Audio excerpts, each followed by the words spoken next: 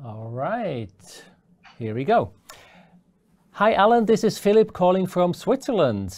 Hi, how are you? You've got the most beautiful office or backdrop I've seen yet.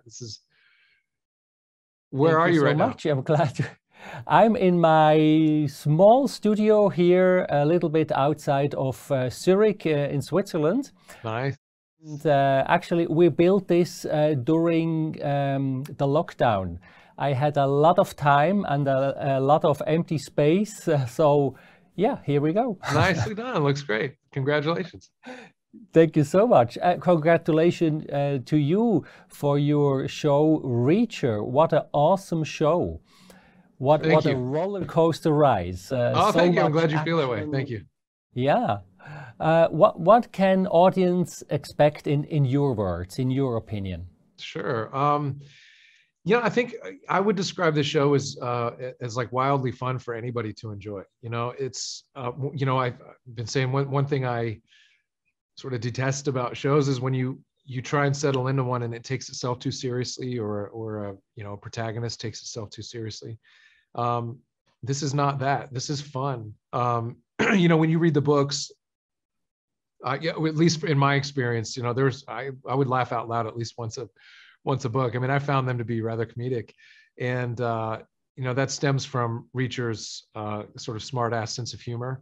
From his intellect and the fact that he's always one step ahead of people, and he relishes in that. But that makes for really good TV, I think. Guy who doesn't give a shit what people think of him, and isn't a people pleaser, and will let people know that. It's fun. It's fun. So I think whether you've read the books or not, it's something that everybody can enjoy. It's just good TV. Okay. So there is the human side, the humor side on that show, but the show is also about trust and loyalty, I guess. Mm. What do you think is the strongest message in the Reacher story? I think it's I think one of the most important things we can do in life is to build community, and it does take trust to do that.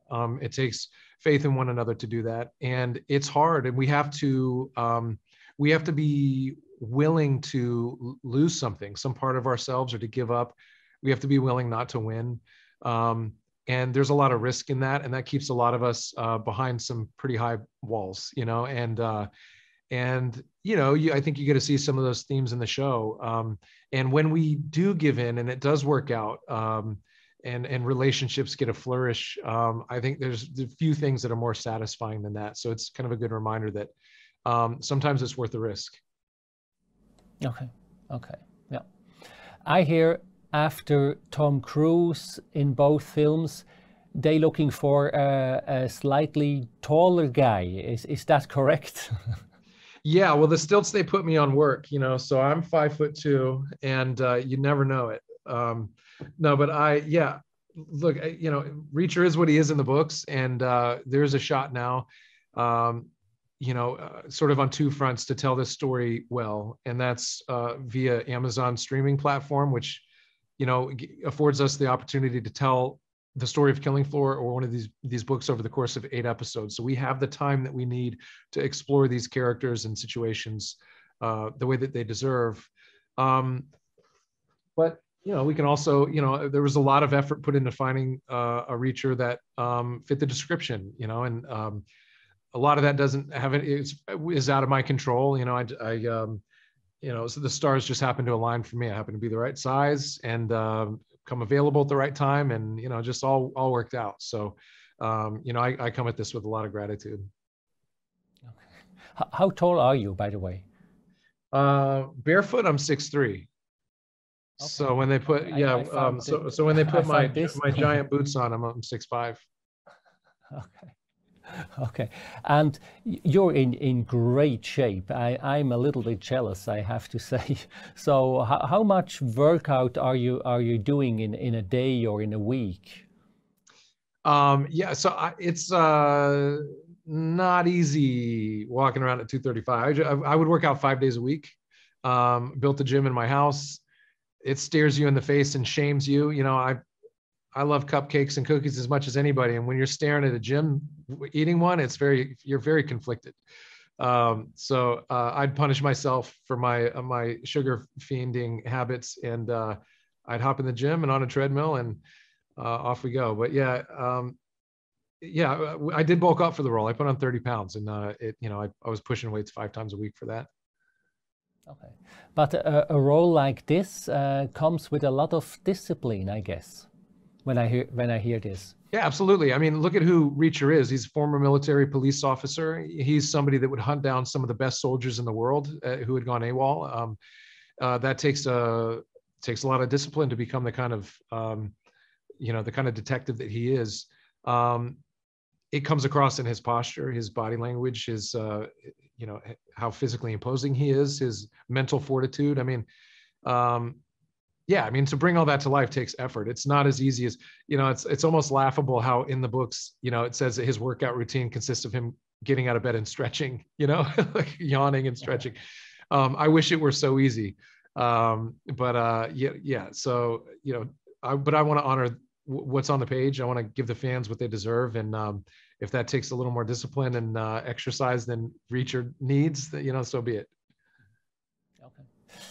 I heard your father, David, was an Air Force Chief Master. Is that correct? That's right. He was in the Air Force for 25 years, as was my mom was as well, but she wasn't in as long as he was. So both my parents are veterans. He retired Chief Master Sergeant, and I revered him growing up. He was always sort of on the leadership side. He has a natural charisma to him, and we lived on base, and I would watch. I would watch the enlisted soldiers walk up to him, and there was always such a respect there for him that it kind of, as a child, it took me, I'm like, this is just my dad. Look at the way they salute him, but there's something that it does to the body when you're around the kind of boundaries and discipline that the military demands of somebody. And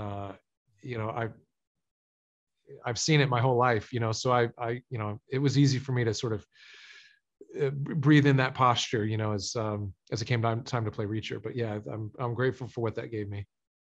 Okay. Was it helpful having such a background, especially for playing Reacher? Oh, absolutely. Yeah, absolutely. Yeah. I mean, if nothing more than just the reverence that I have for the sacrifices that those people make and what it does to oneself to move around as much as they do, which we explore with Maxwell Jenkins, who's an incredible young Reacher. When we meet a young Reacher in Okinawa, the things that they're going through, I experienced a lot of those things myself. So I've got an innate understanding of just how that life affects your psyche, and yeah, I think that's one area that was easy to make sure that it was authentic. Okay.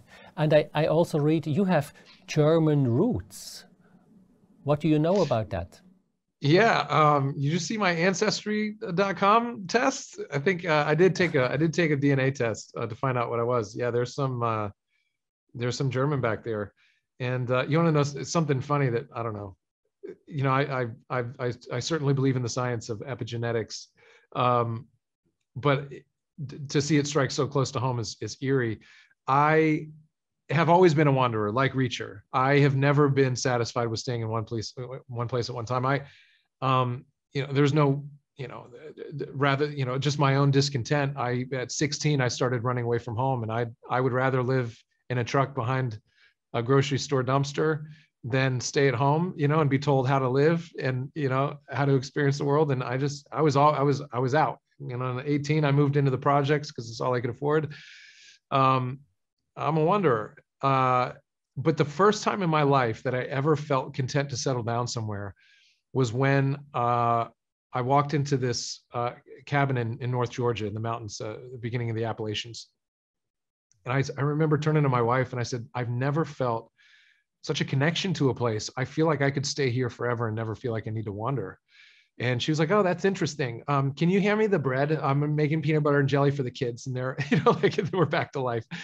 But I mean, it was a moment I never forgot. I don't know, what drew me to that. I didn't know. Fast forward a few months later, I'm gifted one of those like 23andMe DNA tests. And we find out, where my ancestors are from, some German roots.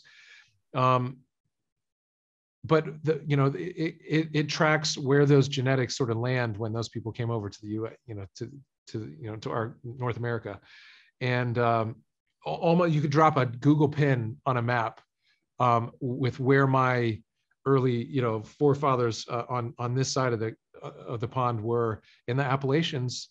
They were like miners and loggers in the area that I found a cabin in. So I just find an eerie connection to my past, and I think that says a lot about what makes us who we are. But absolutely. So unfortunately, my time is up. Alan, thank you so much talking to us. It was such a pleasure. Congratulations again, and I hope I see you soon for maybe another season. I hope so. I hope we get to do it again. Fingers crossed. Thank you.